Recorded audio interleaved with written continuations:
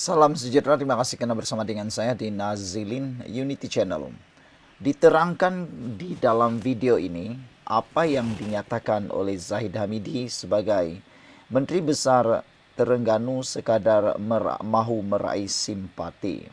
Kalau bukan kerana PR ke air kuning, beliau tidak akan bercakap tentang TCO. TCO telah pun dipolitikkan sekali lagi, cuba pula ditunggang untuk meraih simpati netizen dan rakyat. Dalam satu hantaran di Facebook oleh Muhammad Zikri Hashim, beliau menerangkan dengan panjang lebar dan baik sekali tentang TCO. Share video ini supaya ramai orang tahu tentang TCO. Wahai Menteri Besar tercinta, saya akan terangkan kepada Menteri Besar maksud TCO, kata beliau. Menteri Besar dilabelkan sebagai TCO itu bermakna pergerakan Menteri Besar perlu dirujuk kepada TCO. TCO adalah satu unit yang berada di setiap pintu masuk domestik dan antarabangsa. Soal Menteri Besar dilabel TCO itu tak wujud istilah label TCO. Hanya sekadar rujuk kepada unit TCO sahaja. Setiap pergerakan tokoh terutama Menteri Besar, kerabat diraja, Perdana Menteri, timbalan Perdana Menteri atau individu yang sekiranya dirinya berada dalam ancaman atau membawa kemudaratan perlu diberi perhatian, yakni TCO. Perlu memastikan keselamatan individu-individu tersebut dari sudut ancaman di kompleks pintu sempadan dan pelbagai lagi. Pergerakan individu tersebut dipantau kerana sekiranya tiada sesiapa selain daripada kaki tangan pejabat Menteri Besar sahaja yang tahu keselamatan Menteri Besar dalam risiko. Sebagai contoh, Menteri Besar pergi Thailand dan ditahan pengganas di sana. TCO akan menjadi yang pertama tahu dan akan memaklumkan kepada Kementerian Dalam Negeri KDN, PDRM dan pihak berkaitan. Bahasa mudahnya, TCO memainkan peranan penting bagi menjamin keselamatan individu berkepentingan di peringkat negeri atau negara. TCO tidak menyekat kebebasan Menteri Besar. Buktinya, Menteri Besar masih boleh pergi ke Auckland ketika banjir, pergi ke Paris menonton Olimpik dan pergi ke London untuk buat talk di kedai mamak. Menteri Besar Kelantan, relik je, pas juga tu, kata beliau. Saudara-saudara sekalian, perkara ini sebenarnya hanyalah dijadikan bahan politik. Roslan bin Ahmad menulis dalam ruangan Facebook tentang petikan komen Aznan Mamat.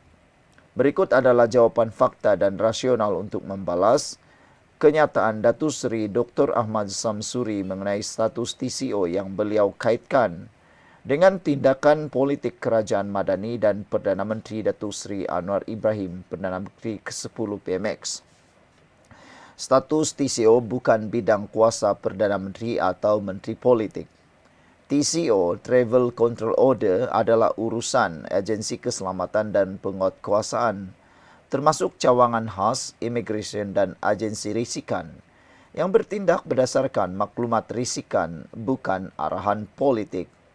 Tuduhan bahawa Perdana Menteri ke-10 secara langsung mengarahkan penandaan ini adalah tidak berasas dan bersifat spekulatif. Faktanya, penandaan seperti TCO boleh dikenakan ke atas sesiapa sahaja yang dilihat berpotensi mengancam kestabilan termasuk pemimpin kerajaan sendiri sekiranya wujud maklumat risikan yang berasas. Kedua, sistem kawalan ini telah wujud sebelum Perdana Menteri ke-10 menjadi Perdana Menteri.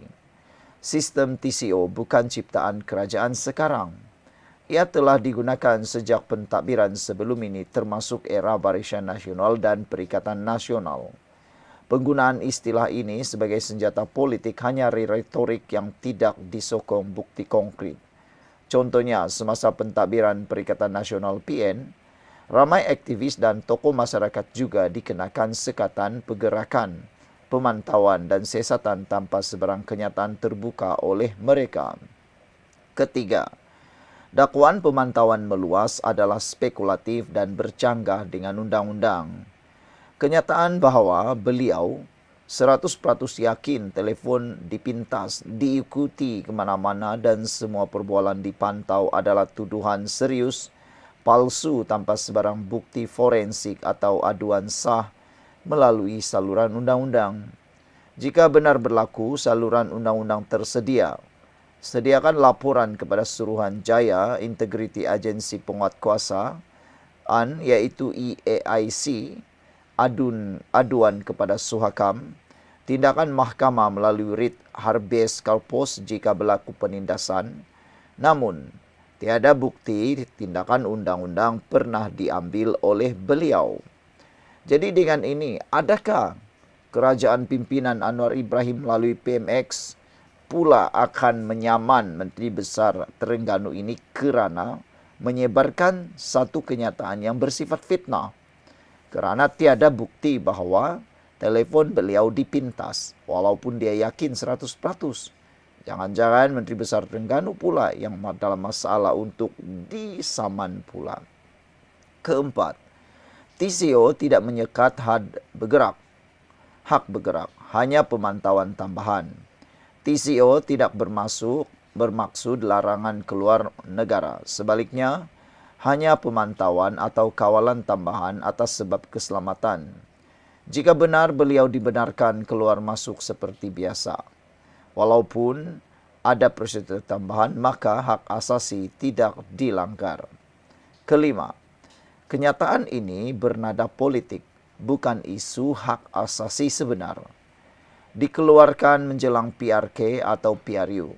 Kenyataan ini lebih menjurus kepada persepsi bahawa pihak pembangkang ditekan.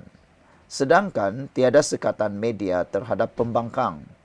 Pembangkang bebas berdemonstrasi, berucap dan berkempen. Kerajaan Madani tidak menyekat suara berbeza dalam Dewan Rakyat atau media sosial. Faktanya, di bawah Kerajaan Madani, rekod menunjukkan tiada aktivis atau ahli politik disekat atau ditahan hanya kerana pandangan politik. Yang keenam, tuduhan salah guna kuasa tanpa bukti hanya mengelirukan rakyat. Jika ada bukti kukuh bahawa agensi tertentu menyalahgunakan kuasa, laporan polis atau SPRM boleh dibuat. Tetapi setakat ini, kenyataan beliau hanyalah andaian politik tanpa dokumen, rakaman atau bukti tertulis. Kesimpulannya, tindakan kerajaan atau agensi keselamatan tidak harus terus dilabel sebagai penindasan politik tanpa bukti kukuh. Jika pihak tertentu termasuk Dr. Samsuri merasakan haknya dicabuli, beliau wajar menjalankan tindakan undang-undang bukan sekadar kenyataan awam berunsur fitnah politik. Malaysia kini menuju ke arah politik matang. Jangan rosakkan persepsi rakyat dengan teori konspirasi yang tidak disokong fakta. Ilustrasinya, petikan satu komen Muhammad Zikri Hashim, petikan kedua hadith. Sekian dulu untuk kali ini. Jangan lupa tinggalkan komen Anda.